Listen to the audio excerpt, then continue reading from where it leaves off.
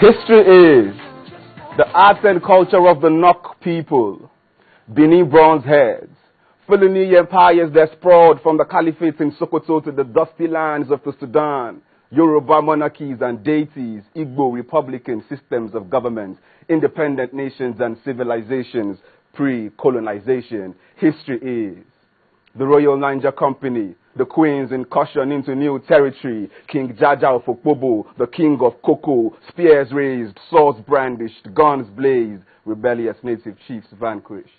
Indirect rule, 1914, amalgamation, North-South, Lugard, Niger area, Flora Shore, Nigeria. History is Awolowo, Azikiwe, Ahmadu Bello, the Constitutions, 1956, Enahoro, the motion, independence, the birth of a promise and the abortion thereafter is history. History is British conducted elections that gave off the whiff of a rat. The 1963 census figures, the Southerners disputed the math.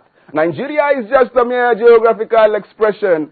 Awolowo said the suspicions couldn't be quelled, an experiment in nationhood flawed from the start.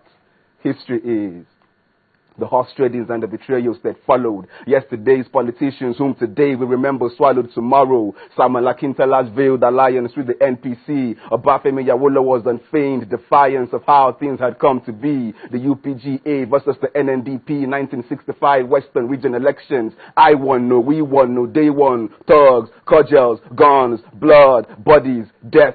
Wild, wild, West.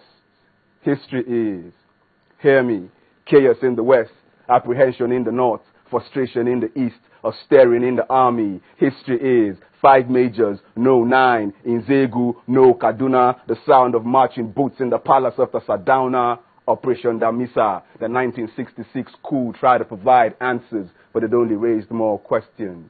Who awakened the sword? Because it won't be returning to its shit soon. And the soldiers won't be returning to the barracks either. He that did of the nation teeters on the edge. Daughters of the east, beat your breast. Let your cries rend the skies. The blood of your sons wash the streets of Kano. The heads of your fathers roll down the hills of Zaria. The womb of your mothers give up your unborn cousins. Your general and his host have been slain in the west. It's July 1966. The north takes back its own pound of flesh. History is futile negotiations to forestall the coming madness. Aburi, the declaration at Ahiara, the launch of Biafra, the start of the war, and the end of millions of civilians, hundreds of thousands of children who died from Kwashoko. No victor, no vanquished. That was Gowon before the Igbos. On lingers the anguish. Time will fail me to tell of the fall of General Gowon, the Middle Belt conspiracy, Dimka, and the bullet to the head that extinguished the spark that was Muritalamu, Hamed. Enter General Olusegun Obasanjo. 1983, the Second Republic. History repeats itself. The UPN versus the NPN Ondo governorship elections, widespread rigging, senseless mayhem, military interregnum. A chapter quickly closes on the Second Republic, and another opens with coups and counter-coups, ushering in Babangida with his economic theories imported from the West, sparking student riots and unrest, institutionalized corruption, a phantom election, its annulment and the deferment of hope. 93, Abacha, Abiola, 1998, death by tea, the Fourth Republic. Here we are, in a democracy that's anything but for the people, an economy controlled by political bandits and Western-trained technocrats, cocooned in high-rise glass houses, spinning abstract policies to alleviate widespread sufferings they can't feel. History is the rise and rise of an army of angry youths that can't deal with the long shadows of despair, the past cast on their future, fingers constantly on keypads, spewing venom, they swear revolution. Will they change the course of history? Yes. No. Maybe.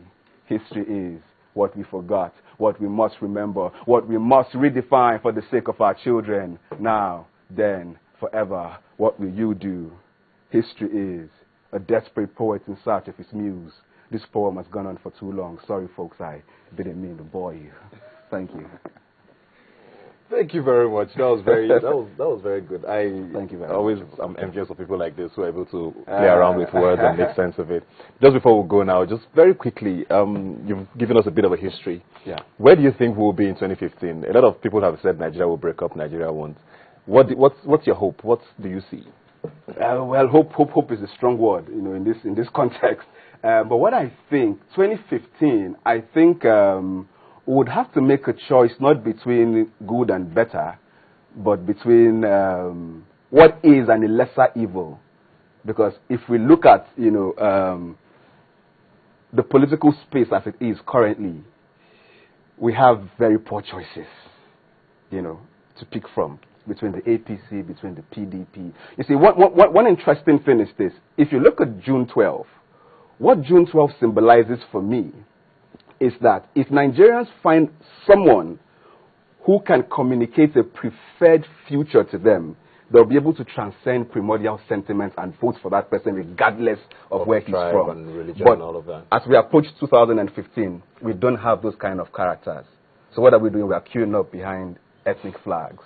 So 2015, hope is a tall order, but it's all we have, so let's see how it goes. Thank you very much, F.A. Paul. As you know, that was a very interesting poem. I'm going to get it from you before we get up the show today. No problem, my pleasure. When we come back, we have 3 guests in the house who are going to be taking us down memory lane where they were on June 12, 1993. We'll be right back after this.